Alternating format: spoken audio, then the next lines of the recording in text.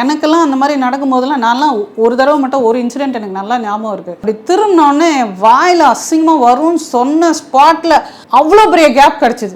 அப்போது உண்மையில் ஒருத்தர் வந்து அந்த ரியாக்ட் ஆகணும்னா ஸ்பாட்டில் கோவம் வரணும், ஒன்று அடிக்கணும், இல்லை தப்பு உண்மையில் நடந்திருக்கா. இப்போ 7G ரெயின்போ காலனி படத்தில் நம்ம பார்த்துருப்போம், அவன் உண்மையிலே ஒழுங்காக நிற்பான் ஹீரோ.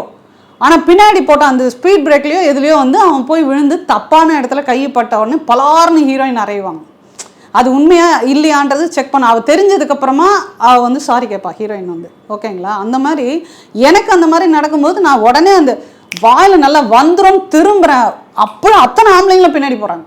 ஸோ அந்த மாதிரி அந்த பொண்ணு ரியாக்ட் ஆகலை. நீங்கள் அந்த வீடியோவை திருப்பி திருப்பி உத்து பார்த்தீங்கன்னா லைட்டாக ஒரு ஸ்மைல் வருது, அந்த பொண்ணோட இது ஸ்மைல் வருது.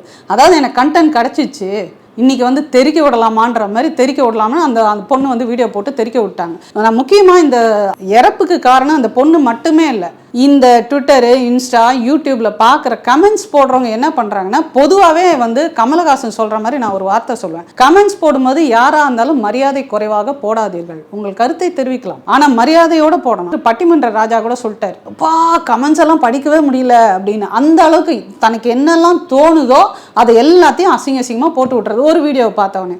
என்றைக்குமே வந்து நீங்கள் வந்து ஒரு வீடியோ பார்க்குறீங்க, இந்த மாதிரி ஒரு மோசமான வீடியோஸ்லாம் பார்க்குறீங்க அப்படின்னு சொன்னால் அதிலோட உண்மைத்தன்மை என்னன்னு தெரியாமல் நம்ம பேசவே கூடாது.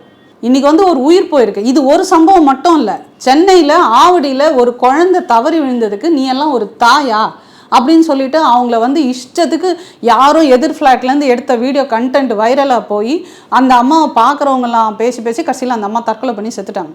அந்த குழந்தை காப்பாற்றப்பட்டது, பட் ஆனால் அம்மா வந்து இறந்துட்டாங்க. ஸோ இந்த மாதிரி போகுது. அதனால் வந்து தயவுசெய்து கமெண்ட்ஸ் வந்து இப்போ நம்ம சன் டிவிலையோ ஏதோ ஒரு டிவியில் பார்க்கும்போது கமெண்ட்ஸ் போடுறதுக்கு வாய்ப்பு இல்லாமல் பின்னாடி உட்காந்து சோஃபாவில் பேசிகிட்டு இருப்போம் வீட்டில் பார்க்குறச்சு. ஆனால் யூடியூப்பில் நமக்கு எல்லா இதுவும் இருக்குது. ஓகேங்களா? அப்படி இருக்கிற இடத்துல நம்ம போடுற கமெண்ட்னால ஒருத்தருக்கு ஒன்று பாடம் கிடைக்கணும், ஏதாவது ஒரு விஷயம் இருக்கணும். அது இல்லாமல் இஷ்ட மேனிக்கு போட்டுட்டு அது உண்மைத்தன்மை என்னன்னு தெரியாமல் போய் இன்றைக்கி ஒரு உயிர் போயிருக்கு. இந்த பொண்ணு மட்டுமே காரணம் இல்லை, கமெண்ட்ஸ் போட்டால் தப்பான கமெண்ட்ஸ் போட்டவங்க அத்தனை பேரும் தான். உண்மைத்தன்மை தெரியாமல் தயவுசெய்து இனிமேல் அந்த மாதிரி போடாதீங்க. எல்லாத்துக்கும் மேலே ஒரு வீடியோ எடுத்து ஒருத்தரோட கன்சர்ன் இல்லாமல் ஒருத்தர் ஃபேஸை ரிவீல், அந்த பொண்ணு வந்து அட்லீஸ்ட் அந்த ஃபேஸை வந்து பிளர் பண்ணியிருக்கணும், பிளரும் பண்ணல. பாருங்கன்னு சொல்லி ஒருத்தர் குடியை கெடுக்கிறது எந்த விதத்துலையும் நியாயமே கிடையாது.